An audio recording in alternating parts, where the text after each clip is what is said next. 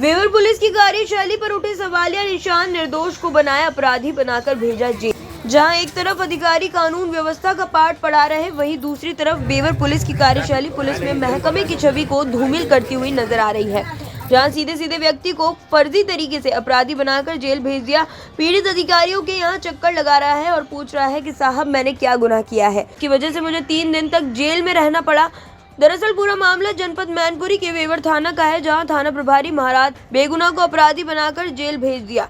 वहीं पीड़ित ने अधिकारियों से विनती एवं मिन्नत करता रहा, इसके बावजूद भी थाना प्रभारी का दिल नहीं पसीजा, जिसके चलते पीड़ित को 3 दिन तक जेल में रहना पड़ा। जमानत पर बाहर आने के बाद पीड़ित ने अधिकारियों के यहाँ चक्कर लगाना शुरू कर दिया है। वहीं मीडिया से रूबरू होते हुए बताया है कि 29 फरवरी 2024 को वेवर पुलिस ने न्यायालय से बिछवा थाना के लिए जारी एक वारंट के आधार पर उन्हें गिरफ्तार कर जेल भेज, जबकि अपराधी का नाम प्रदीप नंगला गहरी निवासी है, जिसके नाम वारंट आए थे। जबकि पुलिस ने एक मोटी रकम लेकर सीधे सीधे व्यक्ति को अपराधी बनाकर जेल भेज दिया। पीड़ित का परिवार बहुत ही परेशान। अधिकारियों से मीडिया ने जब बात करने की कोशिश की तो कोई भी अधिकारी कुछ भी बोलने से बचते हुए नजर आ रहे हैं।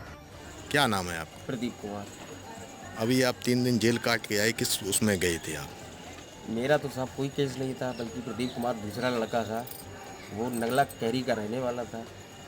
लेकिन जब वहाँ पे मैंने देखा कि हमने बल्कि बेवर थाने दरोगा जी से मैं कहता भी रहा कि एड्रेस मेरा गलत है, उसमें इटावा रोड लिखा था, मैं रहने वाला काजी टोला दक्षिणी का हूँ।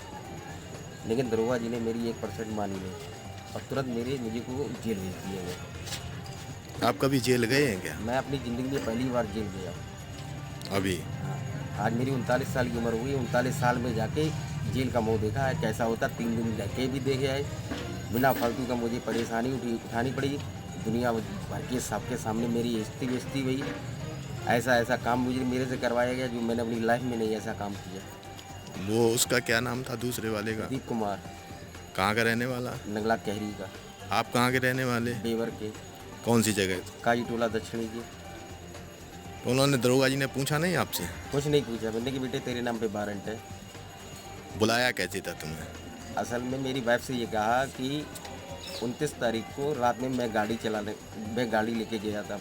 रात में करीबन 12 बजे लौटा और मेरी घरवाली ने मुझसे कहा कि ऐसे ऐसे बेवर थाने से पुलिस वाले आए और तुम्हारी साइन के लिए थाने बुलाया है। तो मेरी वाइफ भी और हम संडे को दिन रविवार को थाने गया।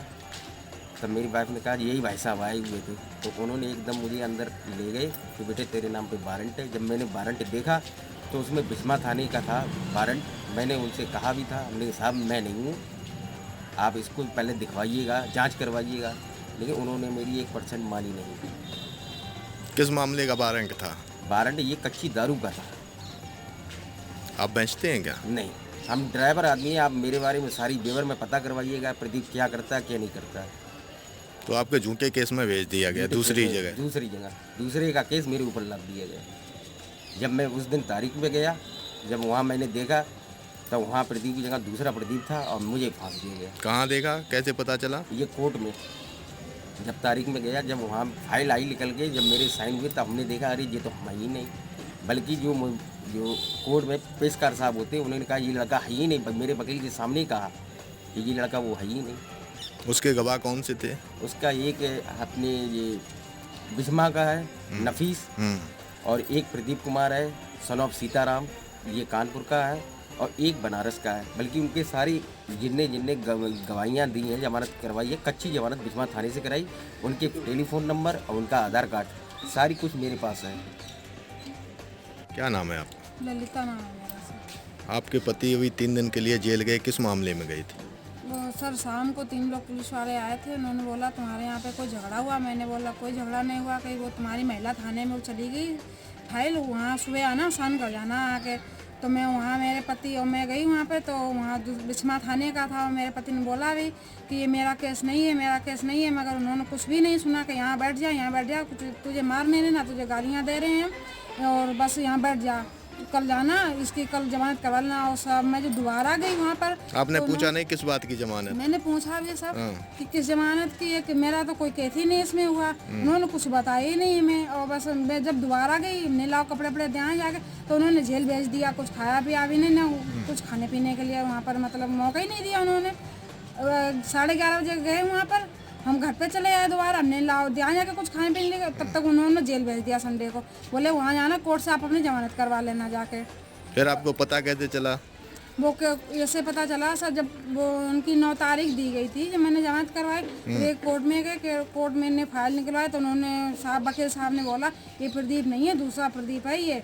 और तब उन्होंने कहा कि अब दूसरे केस में इनको फंसा दिया गया साहब।